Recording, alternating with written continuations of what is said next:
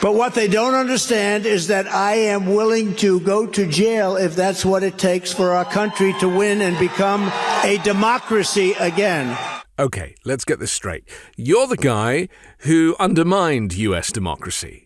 Because US democracy was doing fine until you said in 2020 that the election was rigged and that's why Joe Biden won and you lost. Except you didn't really concede, and you certainly didn't want to leave the White House, and you certainly didn't allow the peaceful transfer of power. Those are the things that brought down American democracy, which then concluded with the insurrection and the attack on the Capitol building. Again, that is chipping away at American democracy, and it was your idea. So you're the guy that crashed and burned American democracy, and now you want to be the guy who brings back American democracy, even if it means you going to jail.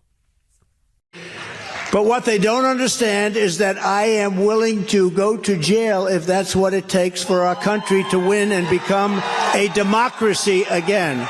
Oh, we understand. We completely understand. Everybody understands that what you're trying to do here is set yourself up as a martyr.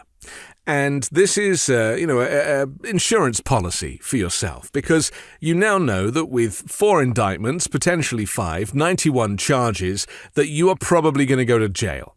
And so by now, backtracking, preparing your base for the fact that you want to go to jail because you're doing it for them and they're coming after you, they're not just coming after me, and this is how we get our democracy back by me going to jail, and you want to go to jail. This whole thing is you just setting up this kind of martyrdom argument so that when eventually you get taken away in handcuffs, you can say, well, I said that I was prepared to do this, and here I am doing this, and I'm doing it for you. Now, Donald Trump might not have said much in this clip, and, just a few words, but a few words speaks volumes to me. And anybody that is interested in analysing the mental pathology of this very compromised individual who clearly is unravelling in front of the public at large. And be very clear about how he is presenting this, because he also says not only do we want to get democracy back by me going to prison, but we want to win and get democracy back. So he's suggesting that he, Donald Trump, the Republican Party, or maybe just the Donald Trump Party, I don't know if they're mutually exclusive, the winning is how you bring back democracy. Which makes no sense, because ultimately people voting for him before didn't get him elected, and then brought about the insurrection, so the only way to effectively win is maybe to have another insurrection, or both. In my view, the insurrection is still going on. All of this rhetoric, all of this language, even the chaos that we have in Congress trying to find a Speaker of the House, and it being insurrectionists that are putting themselves up for the vote. This is still the insurrection going on, casting doubt upon the institution of American democracy to be undermined. And on the world stage, trust me, on. And they're very disappointed at what they see, because America's government is not functioning.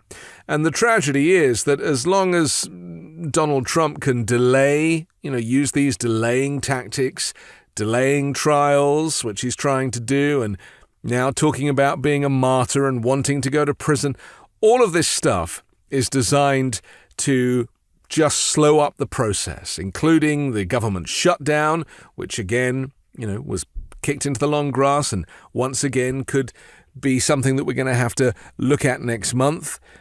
It's all designed to make Joe Biden look bad, whereas Joe Biden right now is behaving like an elder statesman, a wartime politician, somebody who is grounded and thoughtful and is trying to do his best to bring about peace in the Middle East. And I'm very grateful that he is talking about Palestinians being Palestinians and not terrorists, trying not to make that mistake of thinking that all Palestinians are Hamas, when of course they are the terrorists that committed the atrocities against Israel.